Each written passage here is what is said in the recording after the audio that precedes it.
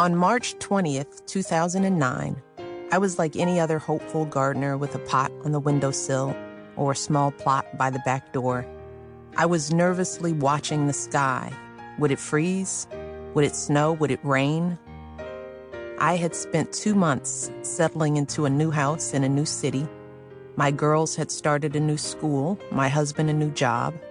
My mother had just moved in upstairs, and now I was embarking on something I had never attempted before, starting a garden. But this was not going to be just any garden. It would be a very public garden. Cameras would be trained on its beds, and questions would be asked about what we'd planted and why we'd planted it. The garden was also being planted on a historic landscape, the south lawn of the White House. Here, even the tomatoes and beans would have a great view of the towering Washington Monument. When I first arrived in Washington, I wasn't even sure that we could plant a garden. I didn't know whether we would be allowed to change the landscaping on the White House grounds, or whether the soil would be fertile enough, or whether there would be enough sunlight. And I had hardly any gardening experience, so I didn't even really know how to go about planting a garden in the first place. But one thing I did know was that I wanted this garden to be more than just a plot of land growing vegetables on the White House lawn. I wanted it to be the starting point for something bigger. As both a mother and a first lady, I was alarmed by reports of skyrocketing childhood obesity rates and the dire consequences for our children's health. And I hoped this garden would help begin a conversation about this issue. A conversation about the food we eat, the lives we lead, and how all of that affects our children. I also knew that I wanted this new White House garden to be a learning garden, a place where people could have hands-on experience of working the soil, and children who had never seen a plant sprout could put down seeds and seedlings that would take root. And I wanted them to come back for the harvest, to be able to see and taste the fruits and vegetables of their labors. So in 2009, on a chilly and windy but thankfully sunny first day of spring, I joined 23 fifth graders from Bancroft Elementary School in Washington, D.C., with shovels, rakes, pitchforks, and a few wheelbarrows to break ground for the White House kitchen garden. 20 days later, we were ready to plant. We put in lettuce and peas, spinach and broccoli, kale and collard greens.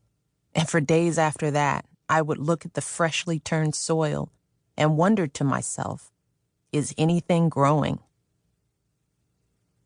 Uncovering my roots. Like many American school kids, as a child, I came home one spring afternoon with a seed that had sprouted in a paper cup. But vegetable gardening wasn't exactly a common pastime in the neighborhood where I grew up, at least not by the time I came along. I was raised on the south side of Chicago, the part of the city that backs up to Lake Michigan and stretches all the way out to the Indiana border, as were both my parents. My mother came from a large family, and in her home, someone was always cooking something to feed all the children. They often used fresh ingredients from the vegetable truck that would come around selling produce, much of it straight from the farm. My father actually worked on one of those trucks as a boy, and every time the vegetable man looked up, he would see my father sneaking a piece of fruit, or so the story goes. When my mother was a little girl of 5 or 6, around the beginning of World War II, her family had a plot in a local victory garden. On the corner of an alley near her home, a vacant lot had been turned into plots for each family in the neighborhood, and my mother used to accompany her own mother to tend it. They grew corn, tomatoes, green beans, peas, and spinach from seed packets, and the children in her family ate their vegetables, whether they liked them or not. Otherwise, they went to bed without supper. By the time my mother was grown and married and my brother and I had come along, nearly all the victory gardens were gone. So were the vegetable trucks. Instead, we ate supermarket produce picked up when my mother made her weekly trek to buy groceries. My mother made iceberg lettuce salads and cooked broccoli, peas, and carrots, as well as spaghetti and meatballs and lemon chicken. Over time, she branched out and sautéed a lot of zucchini. But no matter what she served, every dinner featured at least one vegetable.